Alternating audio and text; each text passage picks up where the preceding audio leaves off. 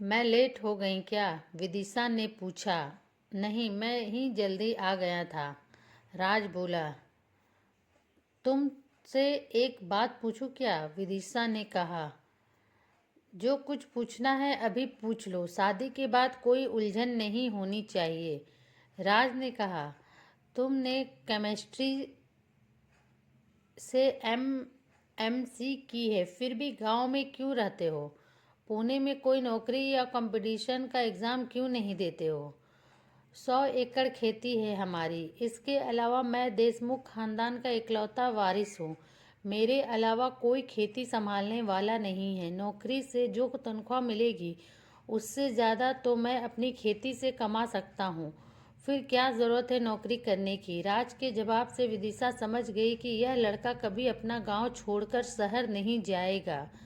शादी का दिन आने तक राज और विदिशा एक दूसरे की पसंद नापसंद, इच्छा, हनीमून की जगह वगैरह पर बातें करते रहे। शादी के दिन दूल्हे की बारात घर के सामने मंडप के पास आकर खड़ी हो गई, लेकिन दूल्हे की पूजा आरती के लिए दुल्हन की तरफ से कोई नहीं आया, क्योंकि दुल्हन एक चिट्ठी लिखकर घर से भाग गई थी। पिताजी, मैं बहुत बड़ी गलती कर रही हूँ, लेकिन शादी के बाद ज़िंदगी भर एडजस्ट करने के लिए मेरा मन तैयार नहीं है। माँ के जैसे सिर्फ चूल्हा चौका संभालना मुझसे नहीं होगा। आपने जो रिश्ता मेरे लिए ढूंढा है वहाँ किसी चीज़ की कमी नहीं है। ऐसे में मैं आपको कितना भी समझाती, मुझे इस विवाह से छुटकारा नहीं मिलता।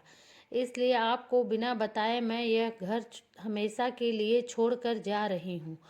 और पढ़ाओ लड़की को। विदिशा के पिता अपनी पत्नी पर गुस्सा करते हुए रोने लगे। वर पक्ष का घर शमशान की तरह शांत हो गया था। देशमुख परिवार गम में डूब गया था। गांव वालों के सामने उनकी नाक कट चुकी थी, लेकिन राज के परिवार की हालत देखते हुए खुद को संभाल लिया। विदिशा पुणे का हॉस्टल छोड़कर वेदिका नाम की सहेली के साथ एक किराए के फ्लैट में रहने लगी। उसकी एक कंपनी में नौकरी भी लग गई। वेदिका शराब पीती थी, पार्टी वगैरह में जाती थी, लेकिन उसके साथ रहने के अलावा विदिशा के पास कोई चारा नहीं था। 4 साल ऐसे ही बीत गए। एक रात वेदिका 2 लाख रुपए से भरा एक बैग लेकर आई। विदिशा उससे कुछ पूछे तभी उसके पीछे चेहरे पर रुमाल बांधे एक जवान लड़का भी फ्लैट में आ गया। बैग यहाँ ला, नहीं तो बेवजह मारेगी, वह लड़का बोला। बैग नहीं मिलेगा तो पहले बाहर निकल, वेदिका ने कहा। उस लड़के ने अगले ही पल में वेदिका के पेट में चाकू घोंप दिया और बैग लेकर भाग कर फरार हो गया। विदिशा को कुछ समझ नहीं आ रहा था।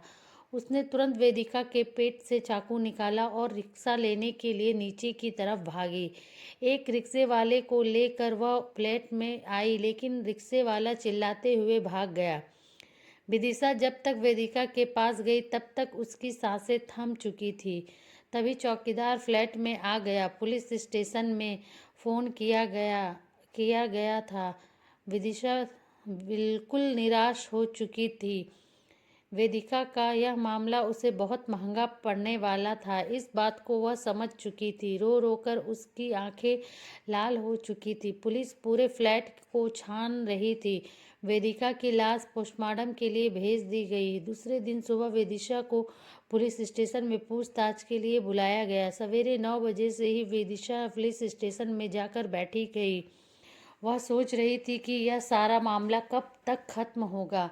सर अभी तक नहीं आए हैं, वे 10 बजे तक आएंगे, तब तक तुम कैबिन में जाकर बैठो, हवलदार ने कहा। कैबिन में जाते ही विदिशा ने टेबल पर राज देशमुख की नेम प्लेट देखी और उसकी आंखों से टप टप आंसू गिरने लगी। तभी राज ने कैबिन में प्रवेश किया। उसे देखते ही विदिशा खड़ी हो गई। वेदिका मर्डर केस, चाकू पर तुम्हारी उंगलियों के निशान हैं। हॉल में भी सब जगह तुम्हारे हाथों के निशान हैं। खून तुमने किया है, लेकिन खून के पीछे की वजह समझ नहीं आ रही है।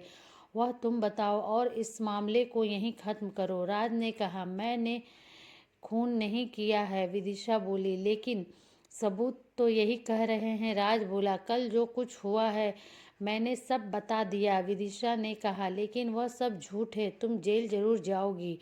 तुमने आज तक जितने भी गुनाह किए हैं उन सभी की सज़ा मैं तुम्हें दूंगा मिस विदिशा। देखिए, चुप, एकदम चुप। कदम, गाड़ी निकालो, विधायक ने बुलाया है हमें। मैडम, हर सुबह यहाँ पूछताछ के लिए तुम्हें आना होगा, समझ गई ना? विदिशा को कुछ समझ नहीं आ रहा था। शाम को वह वापस पुलिस स्टेशन के बाहर राज की राह देखने लगी। राज के 9 बजे रात आया। वह मोटरसाइकिल को किक मार कर स्टार्ट कर रहा था, तभी विदिशा उसके सामने आकर खड़ी हो गई। मुझे तुमसे बात करनी है, बोलो। मैंने 4 साल पहले बहुत सी गलतियां की थी, मुझे माफ़ कर दो, लेकिन मैंने यह खून नहीं किया है। प्लीज़ मुझे इस सब से बाहर निकालो। लॉज में चलोगी क्या? हनीमून के लिए महाबलेश्वर नहीं जा पाए तो लॉज ही जाकर आते हैं, तुम्हारे सारे गुनाह माफ़ हो जाएंगे। तो फिर मोटरसाइकिल पर बैठ रही हो? राज, विदिशा आगे कुछ कह पाती उससे पहले ही वहाँ से राज निकल गया। दूसरे दिन विदिशा फिर से राज के कैबिन में आकर बैठ गई। तो आपको स्टोरी कैसी लगी? अगर आपको आगे की स्टोरी जानना है तो प्लीज़ चैनल को लाइक, शेयर एंड सब्सक्राइब ज़रूर